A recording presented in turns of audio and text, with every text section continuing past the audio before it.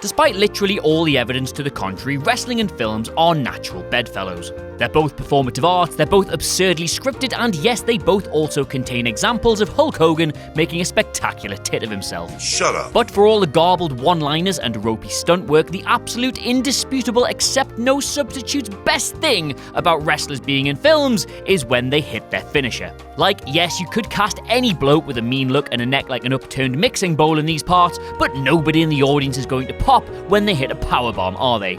Anyway, we did this exact video over a year ago now, and the comments were absolutely flooded with people incensed that we'd missed a few off. So here you go guys, a part 2, an encore, a supple piece of user-generated content. Don't say I never listen. My name is Adam Cleary, and these are 6 more times wrestlers hit their finisher in a movie.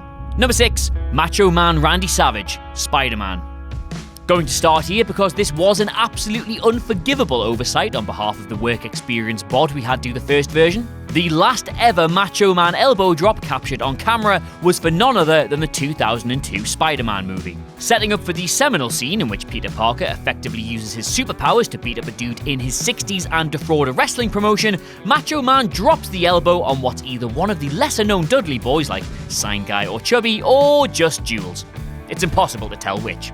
Anyway, after that, Spider-Man takes him on and is horrified to discover that cage matches allow for weapon use. Do you even watch the product, bro?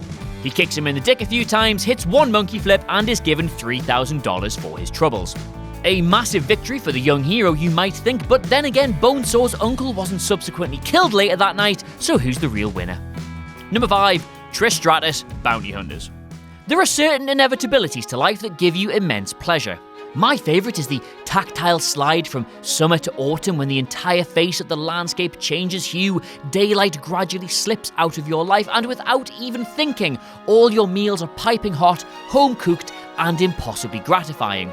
Your dad's favourite was when Trish Stratus ended up in action films. Straight up, nobody has seen the movie Bounty Hunters. It is a 3.8 on IMDb, has a comical 5% on Rotten Tomatoes, and the top comment on the movie's trailer includes the term Trish and her 2 bags of fun. It exists in a subset of reality that means it simultaneously is and also is not. Trish Stratus is, in her defense, not actually a bad actress, but given that her 2 main fight scenes involve her beating up another woman while A, dressed as a nurse, and B, dressed as a schoolgirl, it was never exactly a platform for her to showcase her range. Anyway, she also hits a Stratusfaction in it. Look, there it is now, and that is the exact sum total of what I can tell you about this film. Number 4, Goldberg and Universal Soldier. We did Goldberg in the last version of this video, where he, and hang on, I just want to make sure I'm reading this right, it's not just a fever dream, plays an Antichrist interpretation of Santa Claus who spears a man through a deli counter and then stabs him to death with a menorah. My job's weird. Anyway, since then, it's been pointed out that he's actually done wrestling moves in absolutely loads of films. Look, here he is doing a Superman punch of all things in The Longest Yard, a film where Steve Austin plays a racist who kicks his own pants. But his actual finisher is featured in Universal Soldier: The Return, which is of course a film where Goldberg wears Google Glass and precisely 0 shirts. It doesn't really count as we're only doing films here, but when I was in America last year, and look, here is a photo of me absolutely off my nut in Vegas, I saw an advert where Goldberg speared Michael B. Jordan's living room window and watched his cable box explode. The US is mad, isn't it? Number 3, Dolph Ziggler, Countdown. You learn a lot of weird things in this job, but somewhere in the top, 50 weirdest things I've ever learned is that the movie Countdown exists. One of those myriad of WWE Studios efforts that's managed to slip and dissolve into the ether of time like a piece of bog roll in the bath. In it, disgraced narcotics cop Ray Thompson, played by Dolph Ziggler, finds himself in the midst of a cat-and-mouse hostage situation with somebody, and then there's a bit where he just goes to a WWE show, I think, and anyway, yeah, he runs past Rusev, who's played by Rusev, and then just super kicks him, even though he's just spooked because he heard a gunshot and is literally just trying to help. I don't really know. Then Lana, played by Lana, just pops off with, "That's a real man," despite the fact that, as far as she knows, Ray is literally a terrorist with a gun at an event full of children who has just kicked her boyfriend in the face. You're also all now sat there going, "Clearer, you spank! Ziggler's finisher is not a super kick," and while I do hear you to an extent, he so badly wants to be Shawn Michaels that I'm going to allow it. Plus, and you know this by now, it's my f***ing list!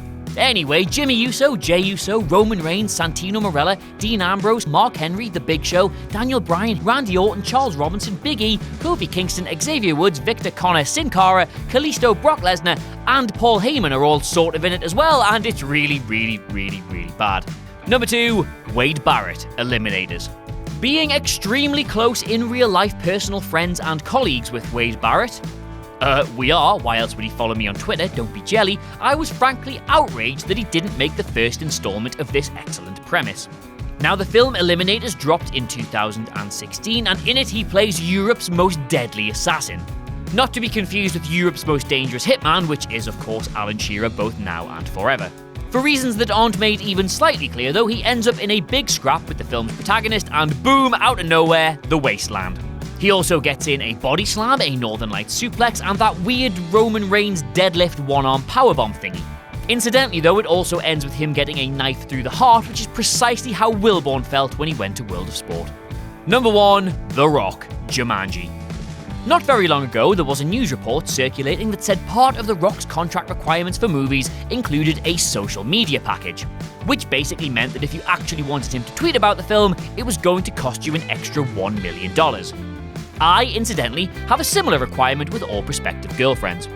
At the time, I also remember thinking that I bet you get all of those juicy extras for free, provided you just let him hit a rock bottom at some point. He's done it in Star Trek Voyager, Welcome to the Jungle, and most recently, in the Jumanji remake he starred in alongside Kevin Hart, Jack Black, and Karen Gillan's stomach. There he is, just casually getting the big shop in, when all of a sudden, he's set upon by assorted jabronis and hits one of them with the rock bottom. Now, this was also pointed out in the last article, but the older Dwayne's getting, the more these moves are starting to look like Booker T's bookend. Which just goes to prove you either die the hero, or you live long enough to see yourself shucky ducky quack quack.